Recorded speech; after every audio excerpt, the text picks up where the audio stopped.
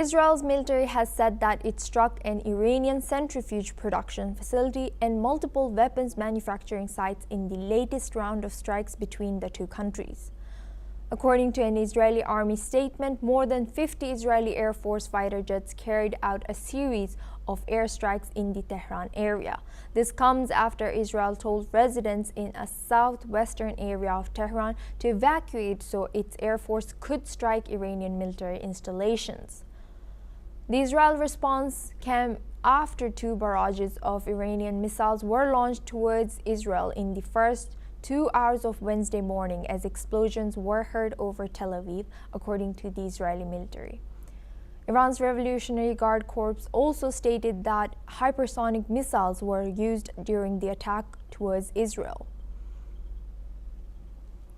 Meanwhile, explosions were heard in eastern Tehran, according to reports. Local Iranian media said Israel was attacking a university linked to Iran's Revolutionary Guards in the east of the capital. Reports also indicated that Israel was also attacking the Hojr ballistic missile facility near Tehran, which was also targeted by Israeli airstrikes last October.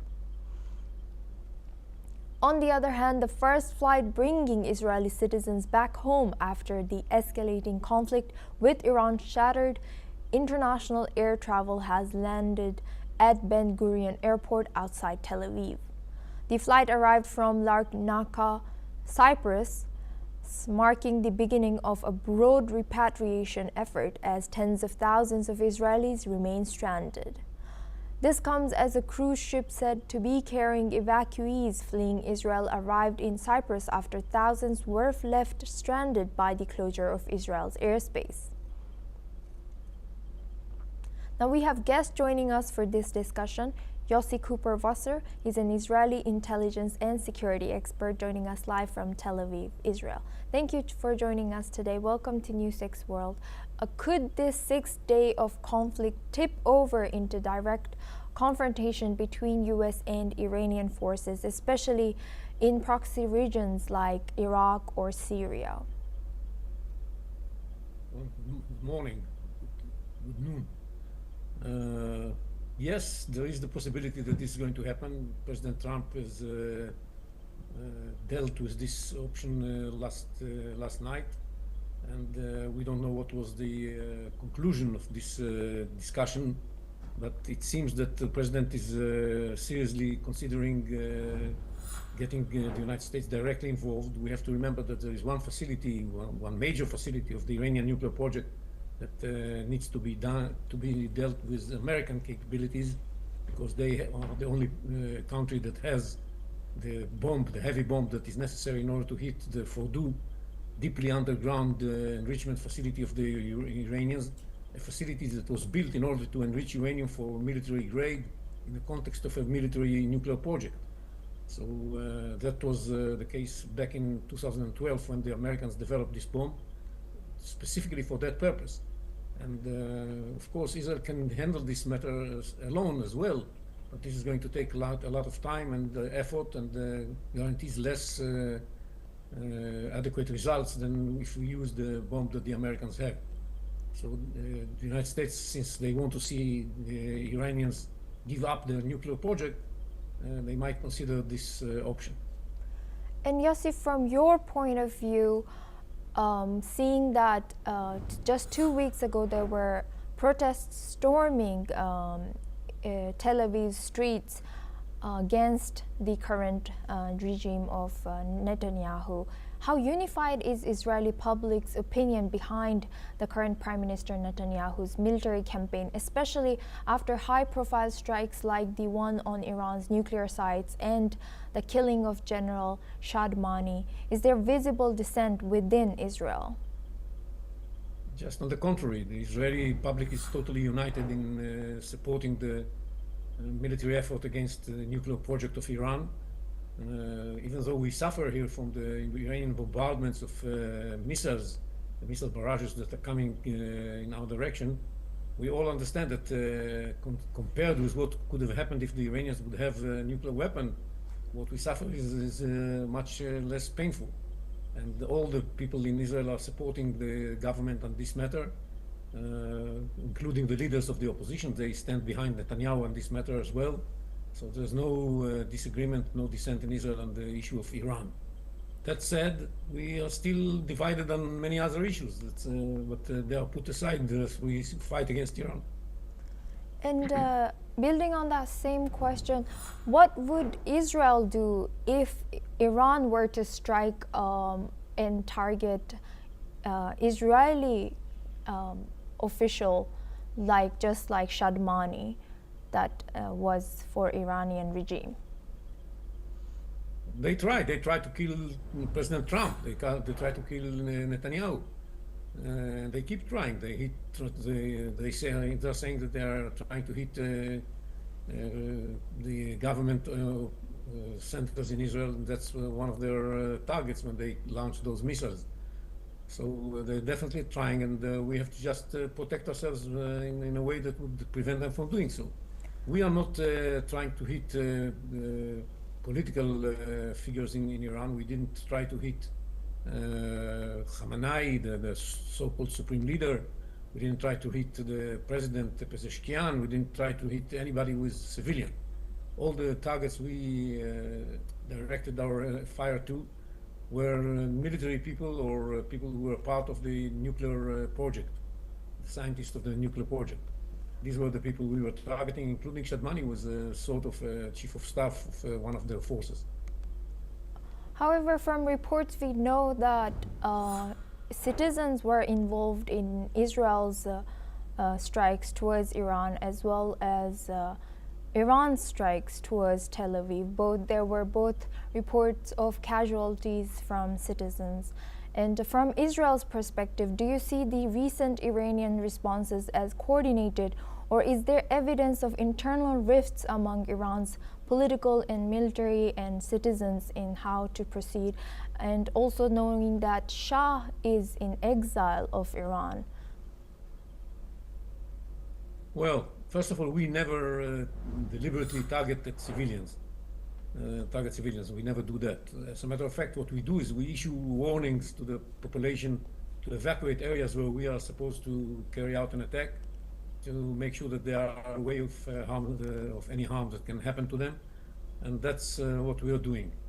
The Iranians, on the contrary, they launch missiles towards civilian centers, cities. That's what they do, and that's how we got some more than 20 casualties in this campaign of the Iranians against the Israeli cities. None of them was a military person. So that's the situation. Now, I think that what we are going to witness in the coming days is that more pressure is going to be put on the Iranians because of the potential involvement of the Americans, which may lead to some actions of the Iranians against American targets and against other countries in the region. That's what everybody worries about, but there is a need to put an end to this Iranian effort to arm themselves with nuclear weapons, and that's what the President Trump has offered them. Give up the nuclear project, and that would be the end of this operation. About civilians, that's one point of view, but we also have reports that both sides had casualties. And now moving on to bigger picture, could this conflict shift alliances in the Middle East, for example, pushing Iran closer than now to China or to Russia? Well, Iran is already very close to China and Russia. I don't know how much closer they can get. But the Chinese and the Russians are very cautious not to get directly involved. I hope this will remain the case, even if the Americans take the strike carry out the strike against the Fordow nuclear facility. And because everybody understands that the Americans won't do that not because they are trigger happy, but because they understand that in order to put an end to the Iranian aspiration to acquire nuclear weapons, you need to destroy this facility. And I think that China and Russia too don't want Iran to become a nuclear power. So that's also in their interest to make sure that Iran doesn't have the capability to produce nuclear weapons. Therefore, I don't think they are going to get directly involved. But the tensions are there, of course. The Iranians enjoy at least political and diplomatic support of both China and Russia. And with Trump demanding a full end to Iran's nuclear ambition, is there any realistic diplomatic path forward, and how likely is that Iran's leadership will interpret US's statements as a prelude to regime change intentions, and how could they react to Trump's statements? Well, the Iranians understand that their regime is at risk, because what Israel did, and if the United States is going to join in, it's going to be even more so, exposes their weaknesses and their vulnerabilities, and the opposition in Iran, which is the majority of the people. Most of the people in Iran want to see a regime change. The people may take advantage of this and go to the streets and try to topple the regime. They are very worried about that, and there was a call by the Shahs, the son of the Shahs you mentioned, for the Iranians to topple the regime. So it's a fragile situation for the regime, and it's under a lot of pressure.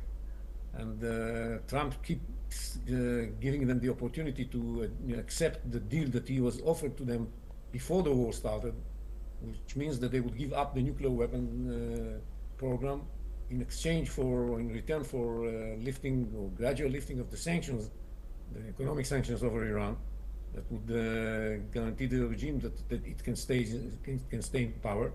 That's the deal that's on the table. The Iranians find it very difficult for them to give up the nuclear project, especially when they are under such pressure, because it's problematic for their image.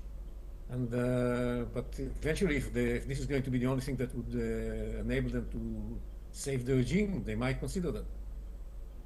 And now that we know that Saudi Arabia and UAE and Israel were having a lot of diplomatic meetings and having kind of better relations than previous decades, how might Gulf states like Saudi Arabia and the UAE adjust their position as the US hardens its stance against Iran?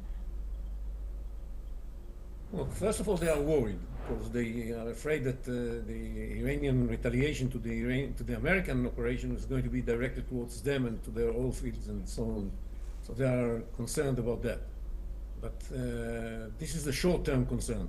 In the long term, I think they understand that their interest is in weakening the Iranian threat to them and weakening the Iranian regime for that purpose. And they understand that if the United States is going to intervene, and everything that Israel has done already contributes to their security in the long run.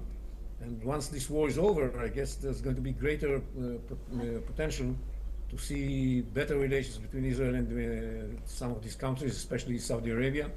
Of course, the United Arab Emirates, with which we already have very good relationships. And that's the direction in which the Middle East is going once this operation is over, because it means that the forces that want to promote turbulence, instability, and terrorism are losing, and the forces that want stability and prosperity are winning. And Israel is, of course, the leading force for stability and prosperity. And Saudi Arabia wants to move in this direction too. So I guess we are going to be seeing an improvement of the relationship between Israel and Saudi Arabia.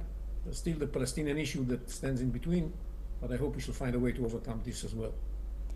Thank you very much, Yossi Cooper-Wasser, for joining us and bringing your expertise to our conversation as an Israeli intelligence and security expert.